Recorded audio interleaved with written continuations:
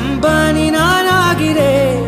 இந்த இன்ப மகாராஜ பெற்ற புது ரோஜ எலிசபெத் ராணியின் பேத்தியே. தாயே தாயே மகளன வந்தாய், தந்தை சிந்தை நலமுற வந்தாய். நீயே லோகம் என்று ஆனாய் பெண்ணே, என்னை ஆளும் தெய்வம் நீதான் கண்ணே. பெற்றது நானா இல்லை உன் மகனே நானம்மா. தாயே தாயே மகளன வந்தாய், தந்தை சிந்தை நலமுற வந்தாய்.